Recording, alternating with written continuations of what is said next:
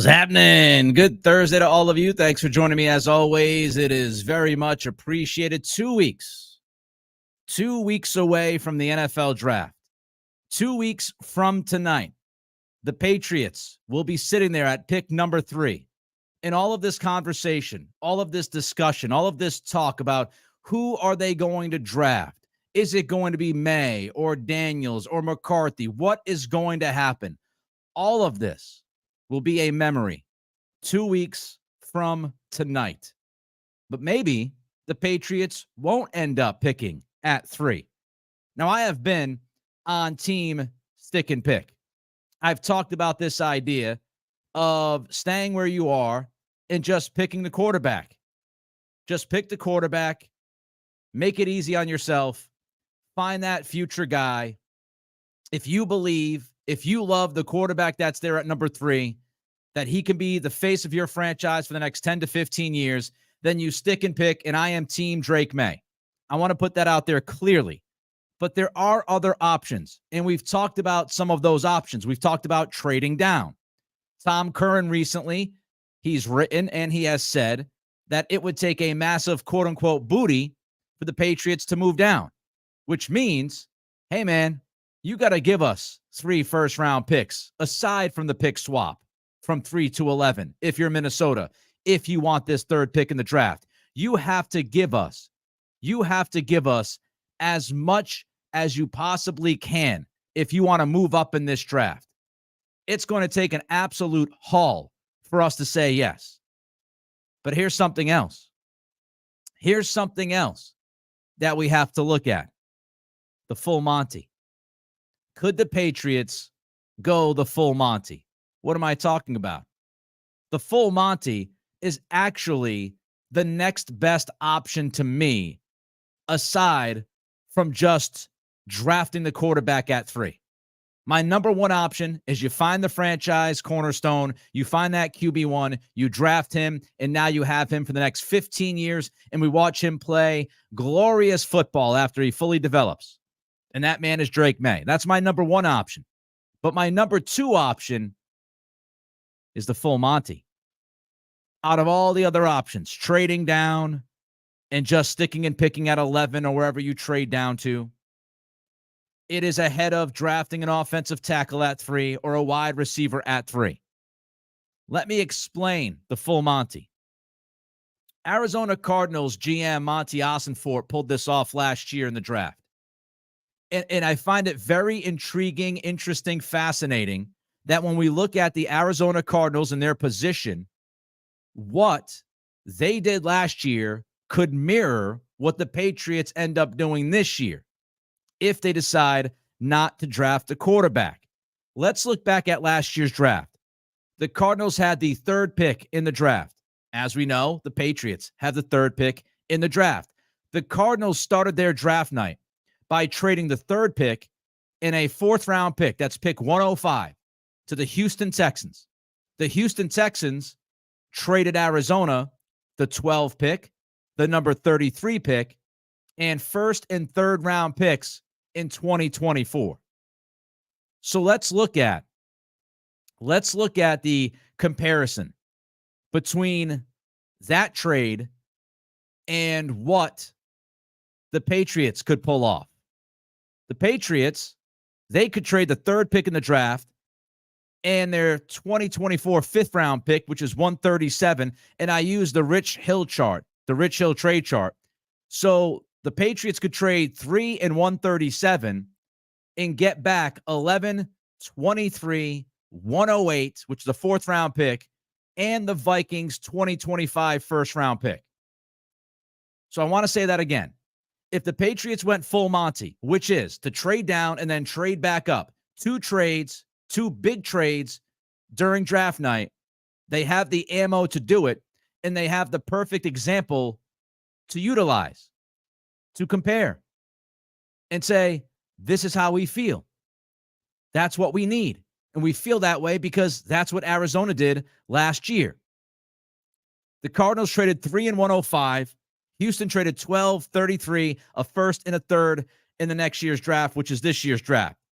The Patriots, therefore, could look at that model And the Patriots could say, hey, we're going to trade number 3 and number 137 to Minnesota, and we want back from Minnesota number 11, number 23, 108 fourth-round pick this year, and the 2025 first-round pick from the Vikings. When we look at points, right, the Rich Hill trade value chart, the points that Arizona got for that pick last year from Houston would be the similar points that the Patriots would get from Minnesota in that trade. But then the Patriots would not be done. The Patriots would go from 11 back up into the draft. The second piece of this is that Arizona in last year's draft sent out Houston's 12th pick. So they got the 12th pick from Houston, and then they added a second-round pick, number 34. Sounds familiar, right? Arizona traded number 12 and 34. They moved back up to Detroit for number 6 and a 5th-round pick. If the Patriots did that, the Patriots would be trading, of course, their second-round pick, number 34, to go along with number 11 that they got from Minnesota. They would call up the New York Giants, Joe Shane, the GM, and say, hey, Joe, this is what we'll do. What we'll do is we will give you 11 and 34 in this draft. We want the 6th pick and a 5th-round pick for that deal. Again, if you look at the points, they all match up. If the Patriots wanted to go the full Monty, if they wanted to pull off a Monty Ossenfort, they could do it. They could trade from 3 to 11 down to the Vikings. Then they could trade from 11 back up to, let's say, 6 with the Giants. Now, of course, the Giants would want to trade the 6th pick and move down and pick up extra assets. That would be rather obvious, right? That's what they would want. So if you pulled this off, the Patriots would end up with the 6th pick, the 23rd pick, the 108th pick, the 140th pick, and a 2025 first-round pick from Minnesota, if they pulled all of that off. And the Patriots would trade the number 3 pick, the number 34 pick, and the number 137 pick. It's the first time ever I have to do this. It was a long night last night. I didn't realize I didn't charge my computer. Hang on. Hold on to that thought. I'm going to leave you for a minute. It's going to take me like 1 minute. Hold on.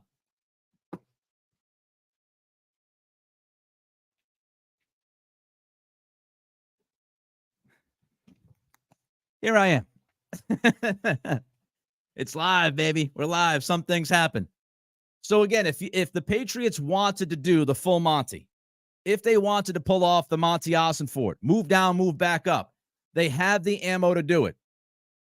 They could trade number 3, number 34, and number 137, and at the end of the day, they could end up with 6, 23, 108, 140, and a 2025 first-round pick. That is a gigantic haul. A gigantic haul. We'll dive into that in just a minute, but first, I remind you the Nick Cattle Show is brought to you by Warzone Paintball and Airsoft. Warzone has 9 maps on 30-plus acres of land. We're talking multiple villages, a trench warfare map, and hilltop forts. They've got paintball, they've got airsoft, they've got kid versions of paintball and airsoft, something for every age group starting at 6+. Show up with jeans, good shoes, long sleeve shirts, and Warzone handles the rest. And if you're new, no worries. They'll take care of you low-key, casual, staff, top-notch, 4.9 star rating online. Warzone Paintball and Airsoft in North Kingston, Rhode Island. Give them a call at 401-228-6366, 401-228-6366. Tell them that the Nick Cattle Show sent you, and I appreciate you watching. Of course, don't forget, first time today I've said this, and I'm working on some kind of plan, some animation, so I don't have to keep telling you to please like and subscribe. I'm working on that. I am not a graphics genius. I'm in the middle of the process, but don't forget to give us that thumbs up as you watch. All the thumbs mean the world to us. More thumbs means more eyeballs on YouTube, so give us that thumbs up and subscribe. If you haven't subscribed yet, subscribe to the channel. You'll get notified. All the programming that we do. Last night, breaking news podcast, Drew Holiday signing that extension with the Celtics. We broke it down right here. You can check that out on the channel. Let's jump to a super chat before we continue. Good morning. There's a bet on the table. Ant Guapo has to pay $100 to me and Andy if JD5 goes to the Commanders. If Jaden Daniels goes to the Commanders, $100. Well, good luck to Ant Guapo. We'll see if that works out. We'll see if he pays the bet, too, if he ends up being wrong. I appreciate the super chat, Ramsey, as always. Appreciate the support. So, again, here's what we're looking at. The Patriots have a number of options. Stick and pick at 3.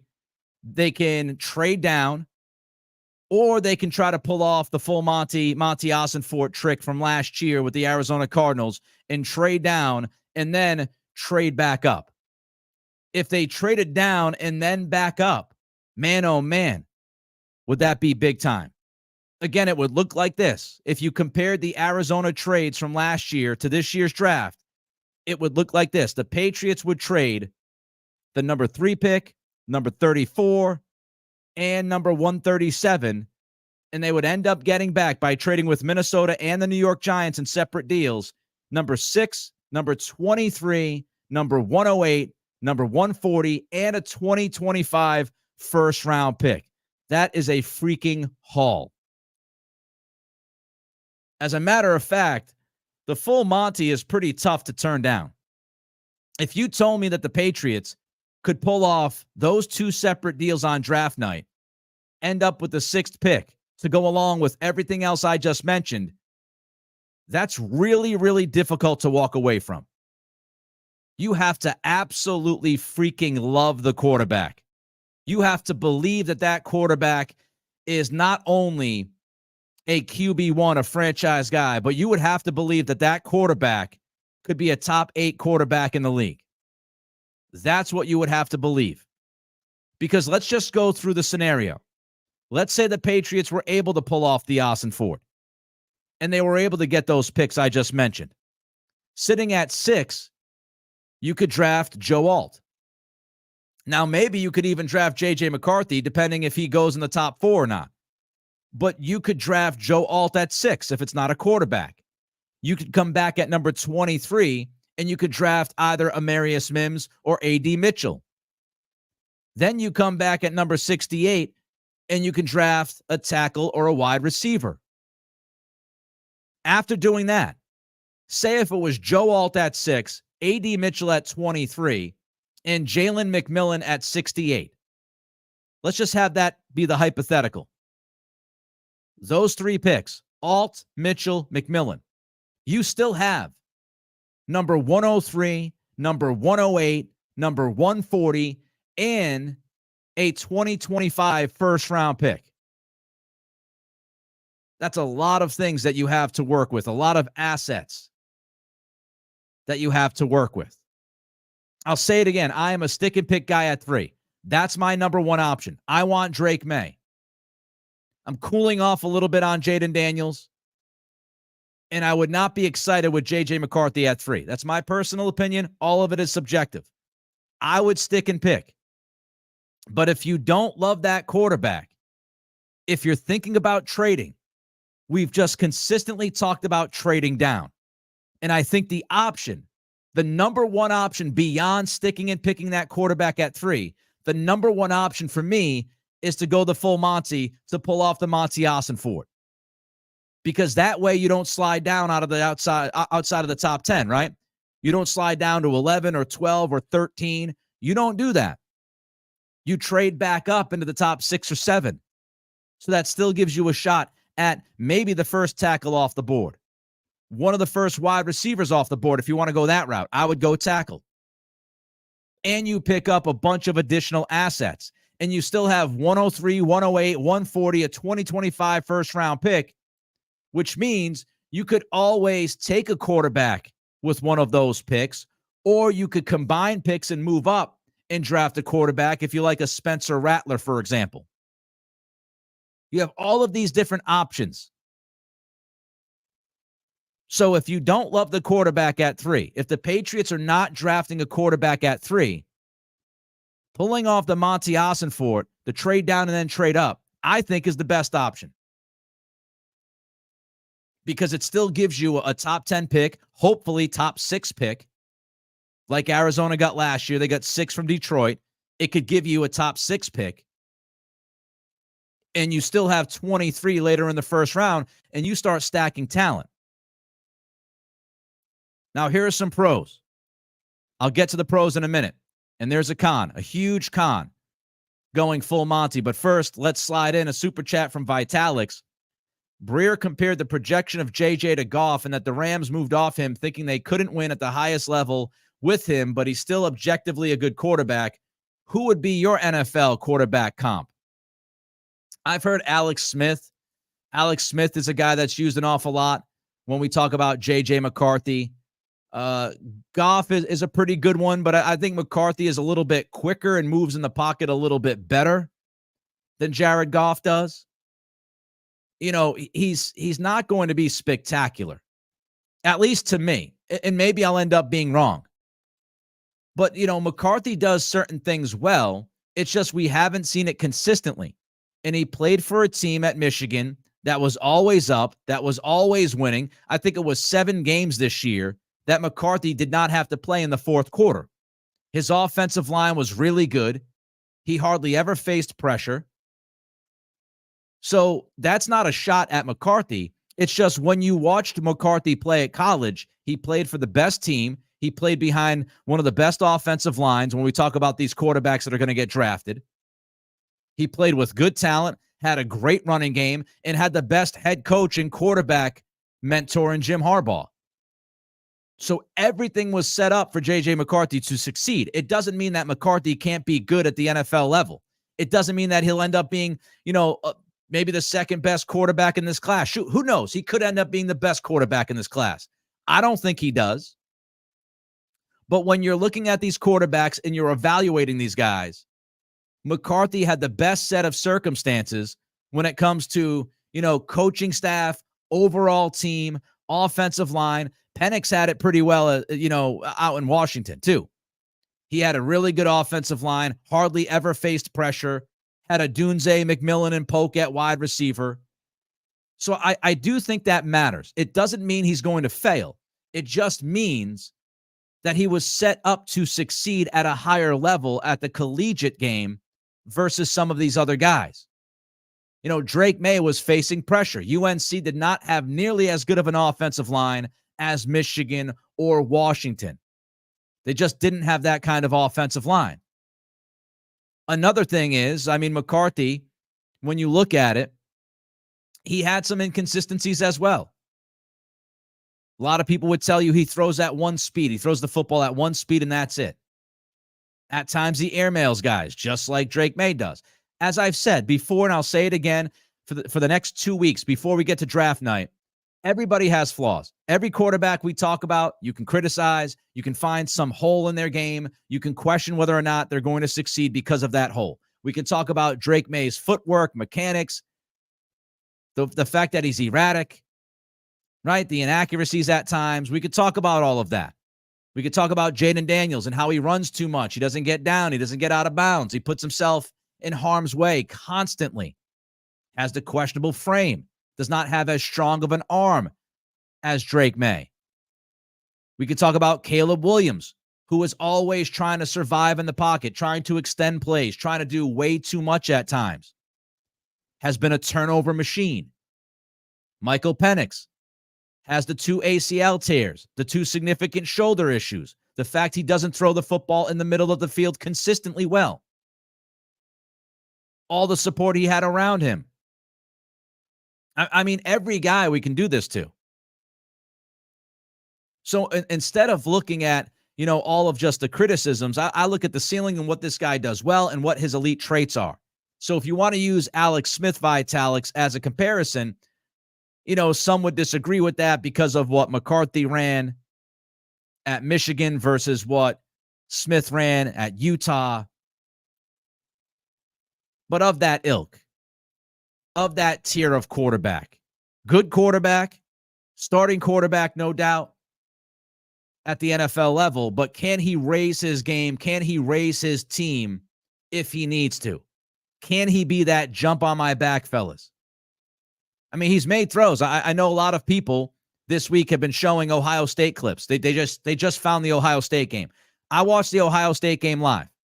Yes, I saw the perfect throw, the unbelievable dot that McCarthy threw between coverage for a touchdown to Roman Wilson. I saw that throw live. I saw him make the throw when he's rolling out to his right and throws towards the sidelines on the run. Nice throw. He's made very good throws. He's done very good things at times. It's just he was set up to succeed at a higher level given what he had around him, and especially that coaching staff. Nobody's saying McCarthy stinks. I'm not saying McCarthy stinks. Maybe some people think he stinks. I don't think he stinks. I just don't think that he has the special elite trait that you look at if you're picking third. Like Daniels has the athleticism, right? He has the deep ball accuracy. Caleb Williams has that special trait of keeping plays alive, throwing the football, different arm angles, doing things that you don't see many guys do outside of Patrick Mahomes, which is why people keep bringing his name up when they talk about Caleb Williams. Drake Maye has the ridiculous arm talent, makes plays off platform, has done that consistently. So I want elite traits when I'm drafting third. I want somebody who has that elite trait or multiple elite traits. And I just don't see that from McCarthy. He's got a good arm. He's got a pretty damn good arm. He's got good athleticism. But he doesn't have anything that makes you stand back and say to yourself, wow. Drake Maye has that with the arm. Daniels has that with the athleticism. Caleb Williams has that with the extension and the throws and the arm. So that's, I think, what Burt Breer's talking about. You know, Jared Goff is good, but Jared Goff doesn't have anything that stands out that makes you say, wow, I haven't seen that before. Or I haven't seen many guys be able to do that. The separator, so to speak. All right, let's go to Devin Allen. Devin has a super chat. I promise I'll get back to the full Monty pros and cons. Picking just a Jag McCarthy at 3 is by far the worst case scenario. I would consider almost anything. Trade, even picking a non-quarterback. JJ McCarthy at 3 to me would be disappointing. I'm not saying it would be the end of the world because, again, projecting quarterbacks, evaluating quarterbacks is the toughest thing to do. I'm not writing off any quarterback in this draft. Up to Spencer Rattler. I'm not writing off any of the top 6 or 7 guys. All of the top 6 or 7 could end up being starting quarterbacks in the league, good quarterbacks in the league. Maybe 1 or 2 of these guys will end up being top 8 quarterbacks in the league or top 5 guys. We've seen it before. I wrote off Josh Allen out of Wyoming. It was a massive mistake. Right? You could sit there and buy into the Ohio State stuff with CJ Stroud and write him off. We saw what he just did in his rookie season. So none of us really know. But my initial reaction with the third pick, if it's McCarthy on draft night 2 weeks from now, I would be disappointed because, again, I want the traits that separate the guy that the Patriots pick versus the other guys. I would go for the big swing. I would go for the higher ceiling. And I would look at Drake Maye and say he has special elite traits that separate him from somebody like J.J. McCarthy. And I would take the swing. I would take the gamble. I would take the risk with that guy versus drafting McCarthy, who I think has a lower ceiling. Thanks to Devin. Vitalix jumps back in with a super chat, $10 super chat. I'd rather have 3/4 of Superman Josh Allen with 1/4 of worse Mac Jones than 4/4 of consistent Goff. So Maye is worth the risk to me. I want to be entertained. Are you not entertained? Wants to be entertained. Drake Maye, again, he does things that you don't see other quarterbacks do very often. Easiest way to explain it. Does he have flaws? Does he make mistakes? Is he inaccurate? Does he airmail throws? Does he need to work on his footwork and his mechanics? Yes, yes, yes, yes, yes.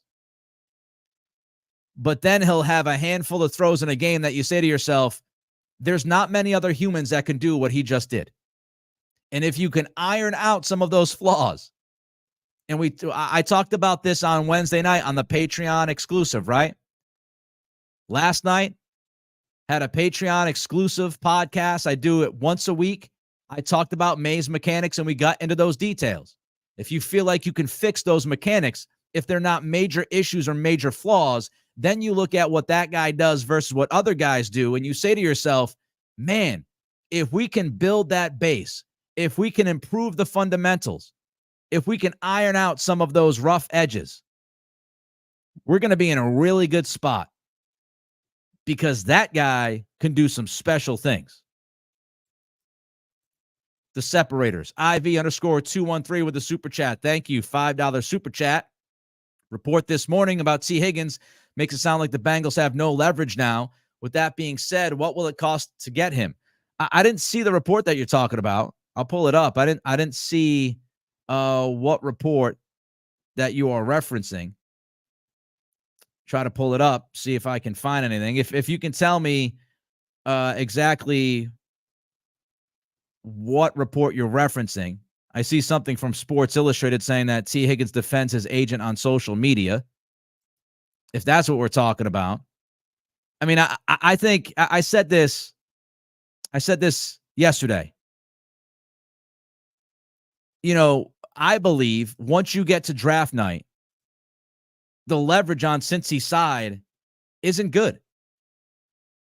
Because they can sit there and they can say that they want T. Higgins, they want him to be the guy, and they want him to be around with Jamar Chase, and they want to win a Super Bowl with all of these guys. They can say that all they want, but they inevitably don't want the distraction.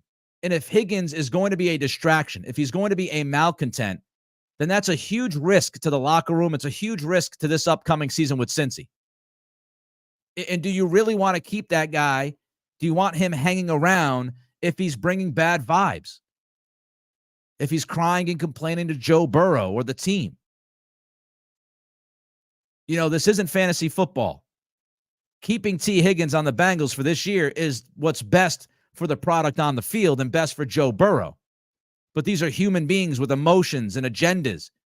T. Higgins wants to get paid. And so if he's going to draw the line and be difficult, if he's not going to show up to training camp, or if he's going to go out there and, I might have hurt my big toe, I've got to sit out for the next 2 weeks. Those are things that you have to think about if you're Cincinnati. And if they're worried at all about that, then you got to pull the trigger on a trade eventually. All right, let's get back to the pros and cons of the full Monty. Again, if you're just joining us, the full Monty is what Monty Ossenfort did last year during the draft. Traded down, traded back up. I went through what the Patriots could do looking at Monty Ossenfort's trades last year. And you could end up, if you did what Monty did last year with the 6th pick in the draft, the 23rd pick in the draft, you would keep 68. You'd still have 103, 108, 140, and a first-round pick next year from Minnesota if you pulled off the full Monty. Here are the pros. You would fill needs with 5 picks in the top 108.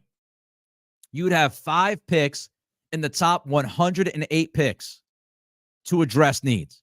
You can knock out tackle. You can knock out wide receiver. You might even knock out quarterback just a little bit later if you believe somebody like Spencer Rattler could be a starting NFL quarterback with the rest of the weapons that you brought in. 5 picks in the top 108 to fill the needs that you have on this roster. You could still add a future quarterback, right? You might be able to get somebody like a J.J. McCarthy at 6. We don't truly know where these guys are going to go. We know all of the mock drafts and what people are reporting, but we also know it's smokescreen season. You could still end up with a quarterback at 6. You could. But it's unlikely. You would at least get a tier 1 offensive tackle. You could end up with a tier 2 wide receiver, but a very top of the tier 2, like an A.D. Mitchell.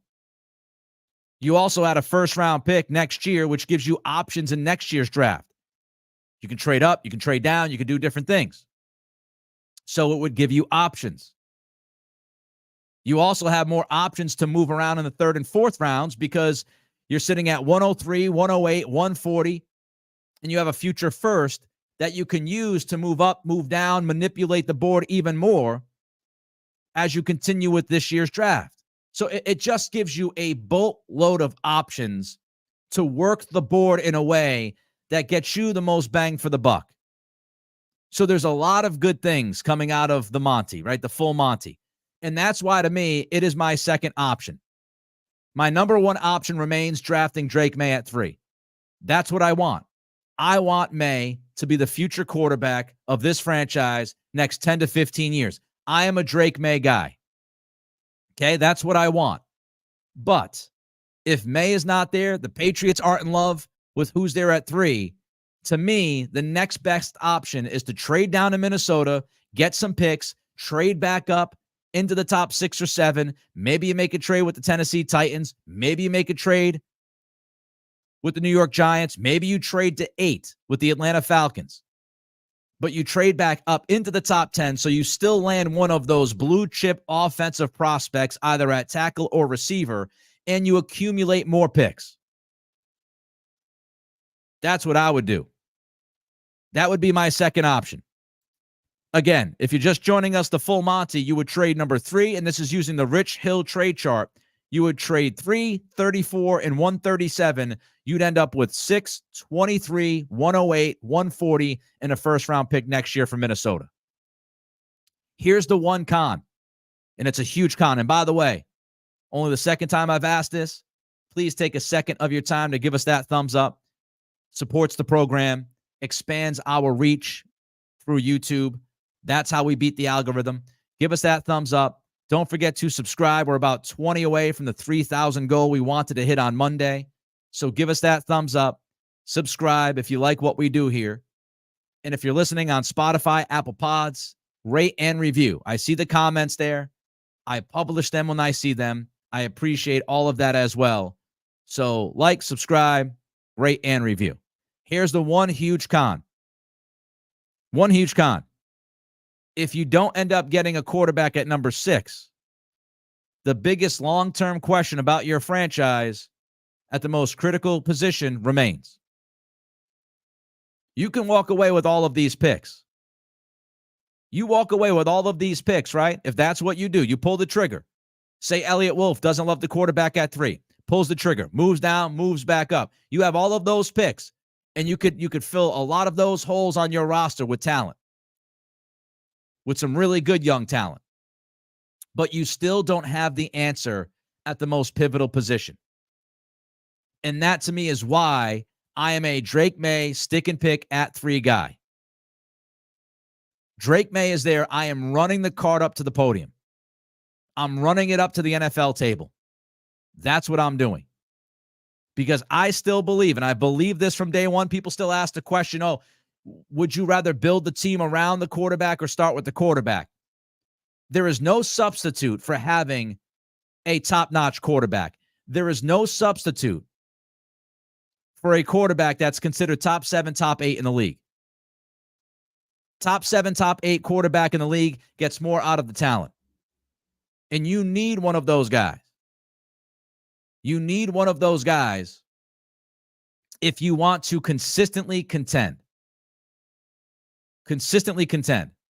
I saw this, and I just want to spend a minute on this. Drake Maye equals taller Zach Wilson. Completely disagree. Completely disagree. First of all, Zach Wilson was a one-year wonder, played at BYU, played a shortened season, right?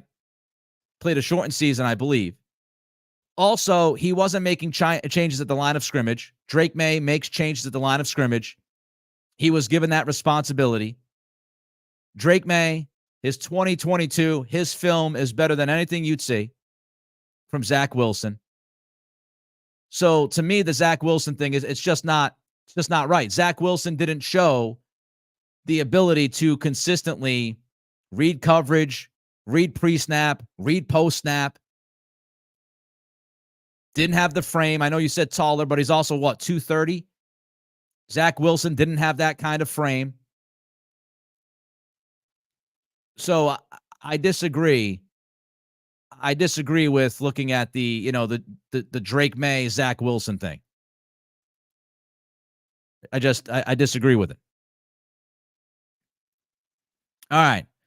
The full Monty. If it's a realistic option, if the Patriots have that option, if they can move down and then move back up, end up with a top 7, top 8 pick, that to me is the second best option for the Patriots. Best option is picking that quarterback. Got to believe that quarterback is a top 3 guy. All right, if you want to talk more about Maye, check out the Patreon page. Again, I went into Maye's mechanics. There was a story in The Athletic recently talking to private quarterback coaches and what they had to say. We dove into that, into the Patreon exclusive. Before we bid you adieu on this Thursday, and again, thanks for joining me. Like, sub, rate, review. Dane Brugler of The Athletic released his beast yesterday. Dane Brugler. I'm going to quickly run through what Brugler has to say about these quarterbacks. Not Caleb Williams. Brugler has Caleb Williams as the number 1 guy. We all know he's going to Chicago. It is what it is. Here's what Brugler wrote about Drake Maye. Maye needs to cut down on the reckless decisions, but he is a well-put-together passer with the on-field command, athletic instincts, and arm talent to create solutions for the problems that NFL defenses present. With his physical gifts and smarts, he is cut from the same cloth as Justin Herbert and has a similar ceiling. Dane Brugler's grade for Drake Maye is a first-round grade. He has Maye ranked as the 4th overall prospect in this draft. Number 4 overall, first-round grade. And I believe Brugler only has 20 first-round grades. So it's not like he got 50 guys rated as a first-round type of talent. Here is Brugler on Jayden Daniels. He has him as his number 3 quarterback in the draft. Brugler writes, a smooth point guard from the pocket when his eyes stay on schedule, and his dazzling run skills make him a problem. This isn't an apples-to-apples comparison, but NFL scouts say he forces opponents to defend him like Lamar Jackson. Now, I know when I recorded Greg Bedard's podcast yesterday that Greg disagreed with that. Greg does not believe Jayden Daniels is like Lamar Jackson. He believes that Jayden Daniels has straight line speed, and he's not as shifty as Jackson is. So again, this is all subjective. People see different things. They feel different ways about different prospects. Brugler has Daniels with a first-round grade, his 8th overall prospect. So again, Drake Maye was 4th, Daniels is 8th. Here's what Brugler writes about McCarthy. McCarthy's evaluation feels incomplete, which creates even more projection than normal. But his passing skills, pocket athleticism, and mental makeup are all ascending and create optimism for his NFL future. Although bumps along the way should be expected, he has the package of tools to become an NFL starter early in his career. Dane Brugler, in his beast, has McCarthy as a first-round - second-round grade. So Brugler believes that McCarthy is late first, early second. And he has him as a number 21 overall on his board. So again, what that means is we know 32 picks are in the first round. Brugler only has 20 first-round grades. So literally McCarthy is like that next guy. Brugler believes the top 20 should be first-round picks. Once you get past the top 20, you're really looking at second-round talents that are getting drafted in the first round. Flying Elvis says, no, Nick. The full Monty's a disaster because it does not get you a quarterback. It can get you a quarterback just later in the draft. We discussed that. You could draft Spencer Rattler. You could draft somebody else, right? You can move around. You can move back into the second round. You can do a bunch of different things. So it doesn't necessarily wipe out the option of quarterback. And B, I brought it up. That's what I said. It's the gigantic con. It's the one con to the full Monty is you might not end up with the quarterback, which is why my number 1 option is sticking and picking, and I would take Drake Maye if he's there. My point was we're looking at different options, Flying Elvis. We've talked about sticking and picking. We've talked about moving down. Today is what we haven't talked about, moving down, then back up. And to me, if you're not going to draft a quarterback at 3, the full Monty is the next best option.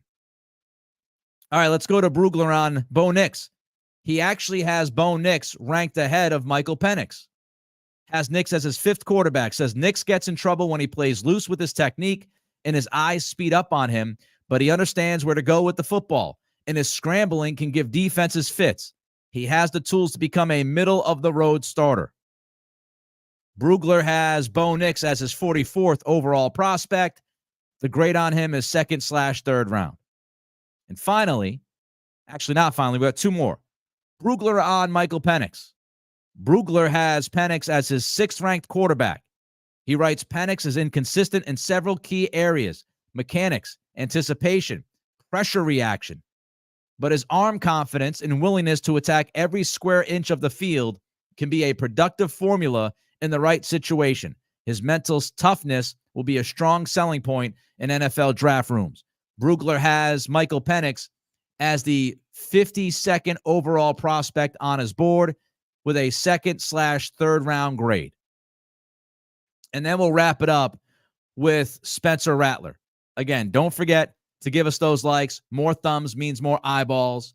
We need more likes rolling in from what I see in the chats. So give us that thumbs up, and don't forget to subscribe. Here is Dane Brugler from The Athletic in his Beast talking about Spencer Rattler, who is his 7th-ranked quarterback. Rattler has a methodical play style and needs to be more urgent in his movements and reads. But he has the arm talent, self-confidence, and work habits that give him a fighting chance to work his way up the NFL depth chart. He offers upside at the position, but the interview process will be crucial to his draft grades. Because a lot of people look at Spencer Rattler and they think that he might have some maturity issues. He may think a little too highly of himself. Those kinds of things. He ran into some things in Oklahoma before he transferred out of there. So the interview process is going to be very interesting with him. Dane Brugler has Rattler as his 72nd overall prospect with a 3rd round grade. So again, Brugler has Drake Maye as number 2 as far as quarterbacks, number 4 overall, 1st round grade. Jaden Daniels, number 3 quarterback, number 8 overall, 1st round grade. McCarthy, number 4 quarterback, 21st overall, 2nd round grade. 1st/2nd round. Make a decision here, Dane. We'll just call it a 2nd round. Brugler on Nix, 5th quarterback ranking, 44th overall, 2nd/3rd round grade. Penix, 52nd overall. He was the 6th quarterback ranked, 2nd, 3rd round grade. And Spencer Rattler is his 7th quarterback, 72nd overall with a 3rd round grade. And I think those are the 6 quarterbacks that you're looking at because, again, Caleb Williams is going to go number 1 to Chicago. So interesting stuff, man. We know this is a moving target. It's not easy. It is not easy evaluating quarterbacks. A lot of NFL GMs, a lot of president of football operations people, personnel leaders, whatever title they have, a lot of those guys have gotten it wrong. It's a very, very difficult challenge. And it's the most important challenge that Elliott Wolf will face. Wolf needs to stick the landing here. He needs to nail the pick at 3. Because if he swings and he misses at 3, it immediately sets this rebuild off the rails. He has to nail it at 3. And if he doesn't love the quarterback and he decides to trade out, I am not trading out and staying at 11. I am doing all that I can to go full Monty to get back up from 11 into the top 8 to find that blue chip offensive prospect. That's what I would do if you're not picking a quarterback at 3. But I stand by it. I'm a Drake Maye guy. I made my decision going back 2 or so weeks ago. I'm sticking with Drake Maye.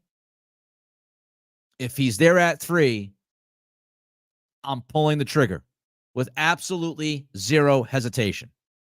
All right, I appreciate you for joining me today. Like, subscribe, rate, and review. Patreon page /Nick Cattles if you want to check that out. $5 a month.